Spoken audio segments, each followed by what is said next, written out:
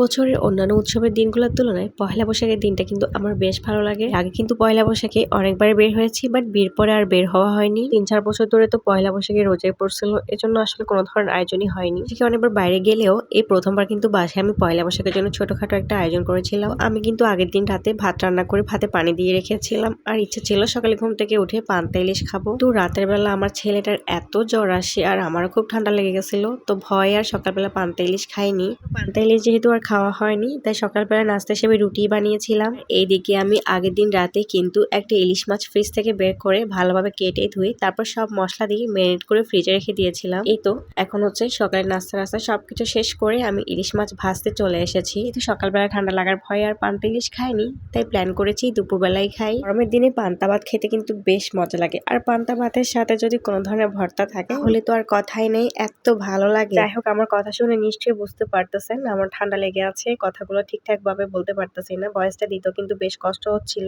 এদিকে হচ্ছে তেল গরম হলে চুলে আমি এগে মাছের পিসগুলো দিয়ে দিলাম, আর অপর চুলা কিন্তু আলু সেদ্ধ হতে দিয়েছিলাম। আর সেদ্ধ করা আলুর খোসাটা আমি ছিলে নিচ্ছি।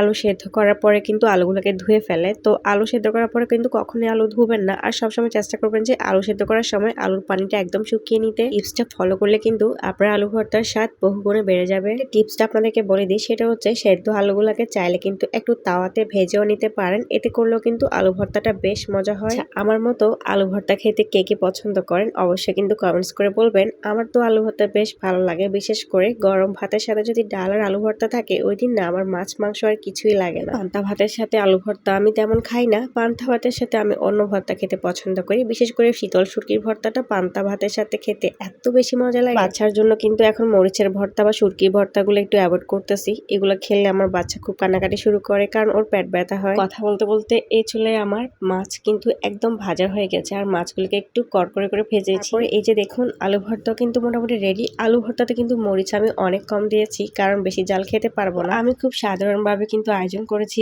অনেকে তো অনেক সুন্দর করে আয়োজন করে, আমি নর্মালি করেছি, কারণ বাচ্চা কাচ্চা নিয়ে আসলে অত আয়োজনও করা যায় না। কি করে গরম ভাত রান্না করে তারপর পানি ঢেলে পান্তা ভাত হিসেবে খায়, তবে ওভাবে না পান্তা ভাত খাওয়ার কোনো টেস্টই হয় না। সারা রাত ভাতের মধ্যে পানি দিয়ে তারপর সকালে ঘুম থেকে উঠে ওই ভাতটা খাওয়া হলে ওটাই কিন্তু রিয়েল পান্তা ভাত, আর ওটাতে কিন্তু বেশি টেস্ট হয়। আমি যেটাই করি ওটা সবার জন্যই করি, বাচ্চা ছোট আছে বলে বাচ্চার জন্য কিন্তু স্পেশালি অন্য কিছু করি না।